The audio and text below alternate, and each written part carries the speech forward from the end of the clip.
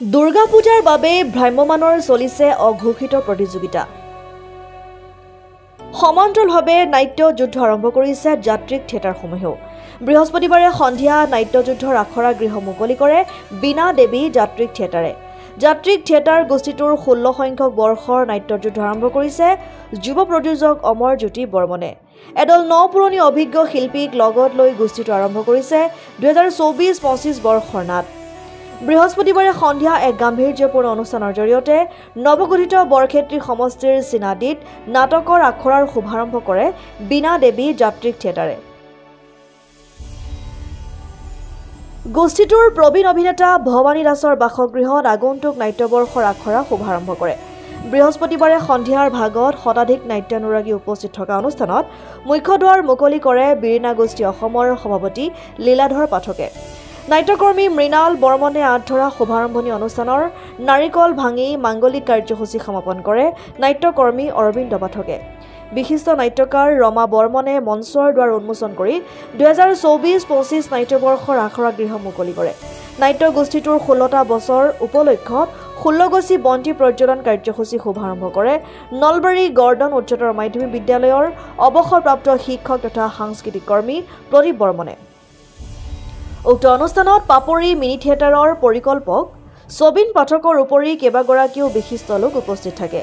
বিশিষ্ট নাট্যকাৰ ৰমা বৰ্মনৰ অগ্নিশিখা, ৰাধেশ্যাম কলিতাৰ নৰক নন্দিনী, হীৰেণ বৰ্মনৰ শ্ৰদ্ধাৰ জোঁৱাই নাট 3খন মঞ্চস্থ কৰি চলিত বৰ্ষত শ্ৰেষ্ঠ নাট্যদল হিচাপে বিবেচিত হোৱাৰ লক্ষ্যৰে ৰণত নামি পৰিছে গোষ্ঠীটোৰ অভিনেতা বুবুল দাস, নীৰেণ কাকতি, বিপুল ভৰালী, মনোজ মুদিয়াৰ, অমৰজ্যোতি বৰ্মন, ভৱানী দাস, ধনেশ্বৰ পাঠক, কিৰণ দাস, তৰালী বৰুৱা, অৰ্চনা দাস, প্ৰত্যুষা পলিদত্তকে ধৰি এডল নপুৰণি শিল্পীয়ে।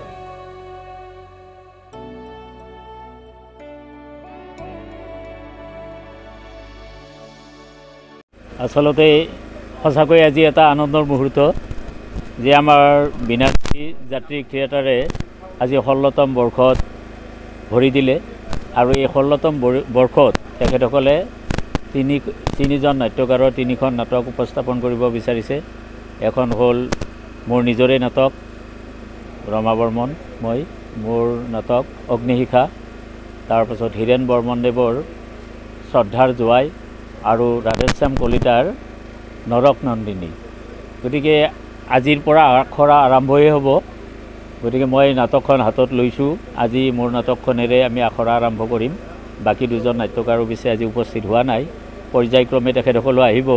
মই ভাবোঁ এইবাৰ বীণা দেৱীৰ যিটো যাত্ৰা, আমাৰ নৱ প্ৰযোজক, আমাৰ নতুন প্ৰযোজকে এইবাৰ হাতত তুলি লৈছে বীণা দেৱীক নতুনকৈ। গতিকে মই ভাবোঁ তেওঁ এটা সুন্দৰ ৰূপ দান কৰিবলৈ সক্ষম হ'ব আমাৰ এই বীণাপানী যাত্ৰিক থিয়েটাৰক। মই সেইখিনিয়ে কামনা কৰিছোঁ। আৰু আজিৰ পৰা যিহেতু আখৰা আৰম্ভ হ'ব, আমাৰ যিখিনি শিল্পীক ইয়াত লগ পাইছোঁ মই, এই গোটেইখিনি পুৰণা শিল্পী, যথেষ্ট অভিজ্ঞ শিল্পী। গতিকে মই ভাবোঁ এইবাৰ নাটক ভালেই হ'ব আৰু ভাল কৰাৰ চেষ্টা আমি পূৰ্ণোদ্যমে কৰিম, এইটো মই আশা ৰাখিছোঁ।